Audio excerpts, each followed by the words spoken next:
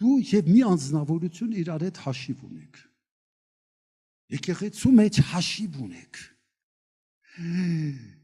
Բայց դու ասում ես ես եմ ճիշտ եւ ճիշտ ես անում, իրոք դու ես ճիշտ եւ վկաներ կան, որ ասում են դու ես ճիշտ։ Այն մեկն է սխալ։ Եվ քանի որ նա չի ընդունում, դու նրա հետ դատի ես գնում։ Հարց է տալիս։ Ինչու ավելի շատ դու ես անիրավություն չեն կրում։ Ոնց ես իրավունք ունեմ։ Հիսուս ասում է իրավունքներդ գցիցած։ Անիրավություն բառը իրավունք արմատն է։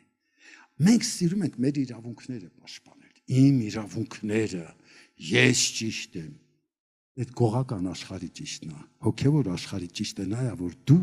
թեկուս ճիշտ ես, բայց սիճ ես տեղդ։ Մենք գողական աշխարհի հետևորդներ չենք, մենք քրիստոնյաներ ենք։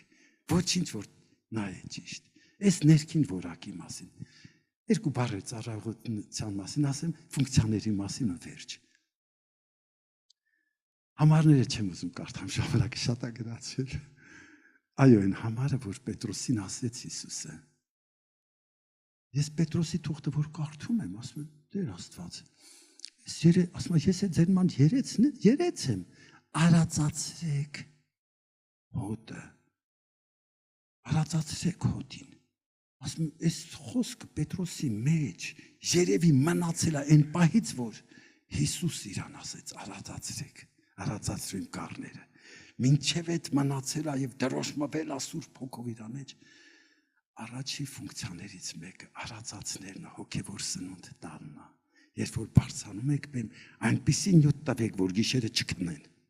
չկարողանան քնել։ Աստված երբ որ գալիս է, քան դու քարափան մեր կոմֆորտը իր նպատակներին հասնելու համար։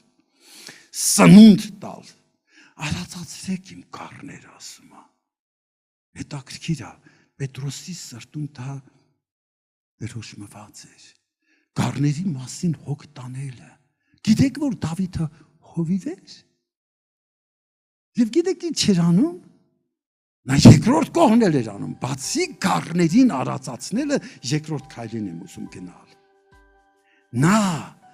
երբ որ նայում էր, որ առյուծը եկավ, եւ կառին հափշտակեց գնում է,